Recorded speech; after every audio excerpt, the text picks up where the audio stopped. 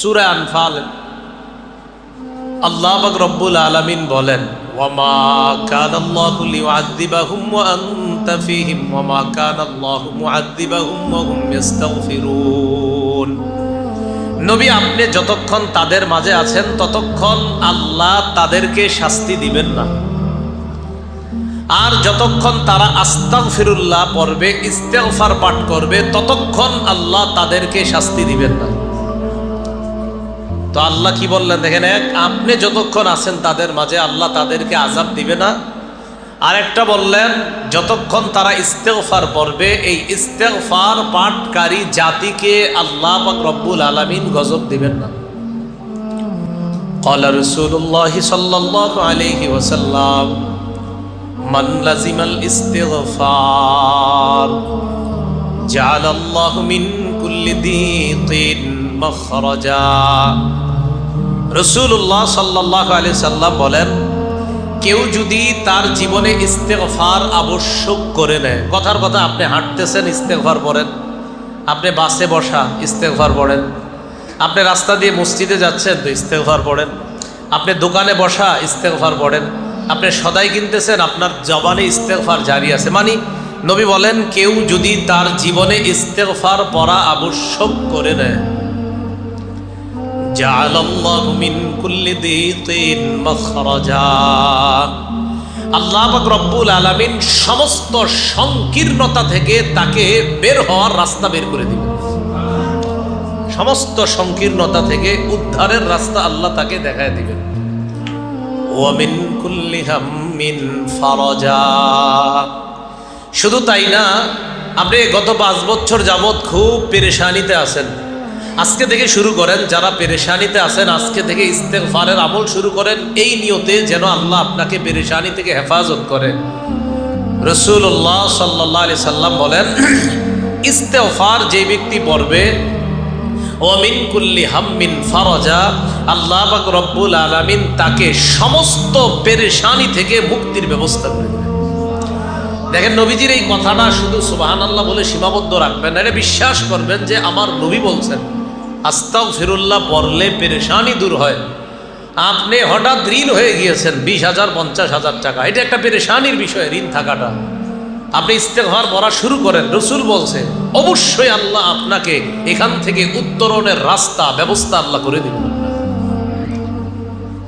তাহলে বিপদ আসার আগে ইস্তেগফার পড়া, দেখেন আল্লাহ কিন্তু গজব দেয় না। ওই যে যেই জাতি ইস্তেগফার পড়ে তাদেরকে আল্লাহ আযাব দিচ্ছে না ইস্তেগফার পড়ার কারণে।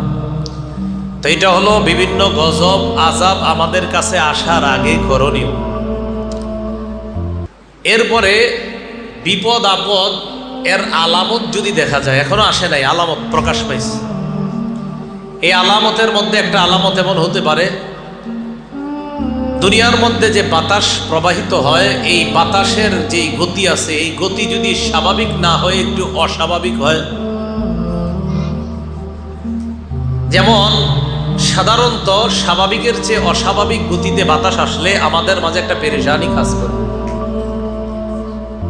এখানে বিষয় বুঝার হলো, বাতাসের গতি অস্বাভাবিক হওয়া এটা কোরআন দ্বারা প্রমাণিত।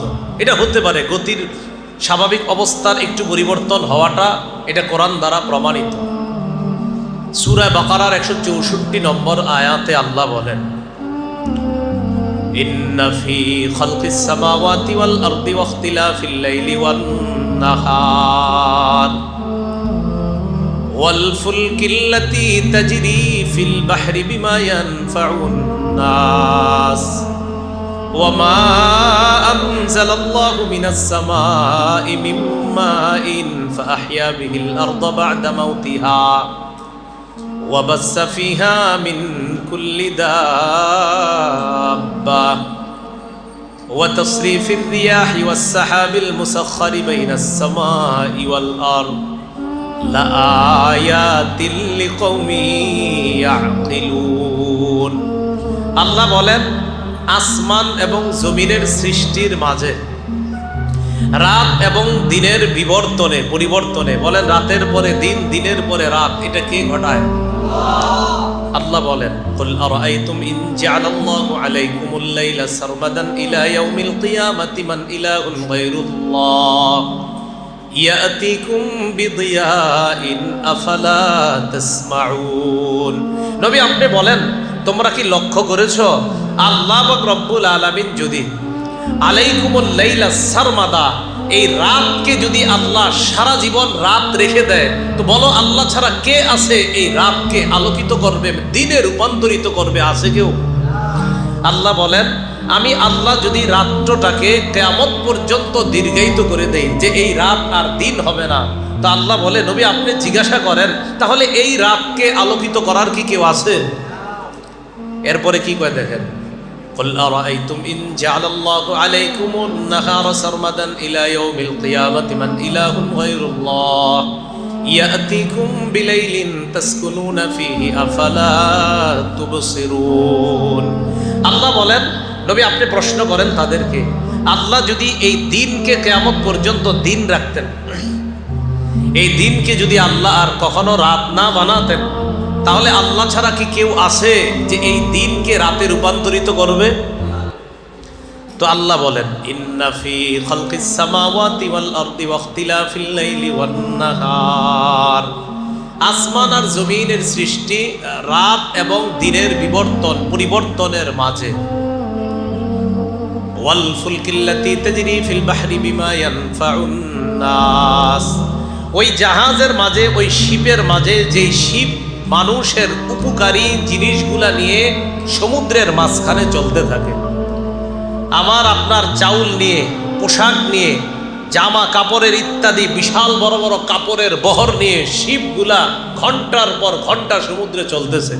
আল্লাহ বলে, মানুষ শোনো, তোমরা তোমাদের উপকারী জিনিসগুলা নিয়ে এই যে নৌকা, নৌযান, শিপ, বড় বড় জাহাজগুলা সমুদ্রে চলতেছে।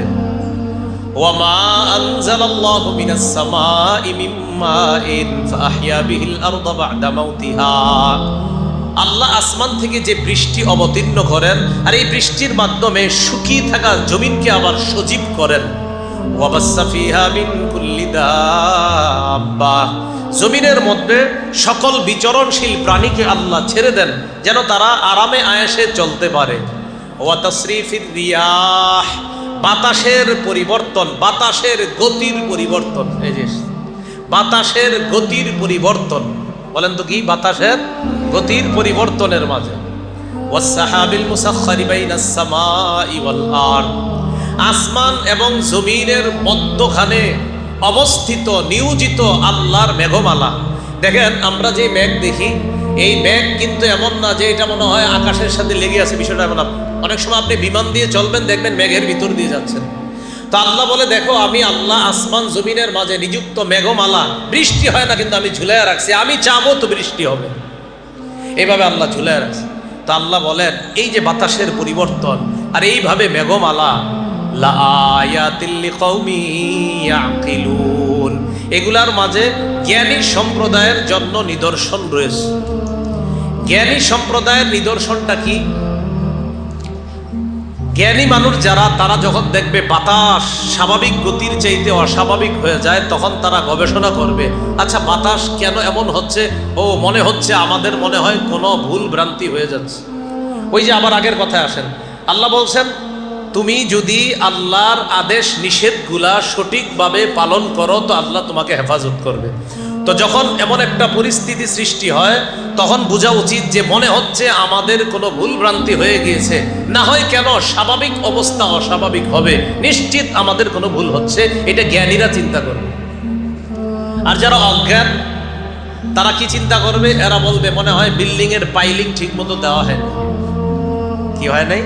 যে পাইলিংটা মনে ঠিক মতো দেওয়া হয় নাই, এই জন্য উপরের ছাদে একটু ভাঙা দেখা দিচ্ছে। কথার কথা, এটা ভয়ঙ্কর বিপদ আসলো, তো মনে করেন ছাদ ভাঙা দেখা দিল, তো জ্ঞানীরা চিন্তা করবে আমার কোনো ভুল হয়ে গেছে, অজ্ঞানরা চিন্তা করবে পাইলিংয়ে মনে হয় কোনো ঝামেলা আছে। আল্লাহ কয়, না, আরে আমি আল্লাহ পাইলিং আরো মজবুত দেও, আমি চাইলে এটা নাস্তানাবুদ করে দেওয়া আমার কাছে কোনো ব্যাপার না। তাহলে বাতাসের গতি পরিবর্তন হওয়া, এটার মধ্যে জ্ঞানীদের জন্য নিদর্শন, চিন্তার খোরাক আল্লাহ রেখে দিয়েছেন। আল্লাহ আমাদেরকে সতর্কতা অবলম্বন করার তৌফিক দান করেন।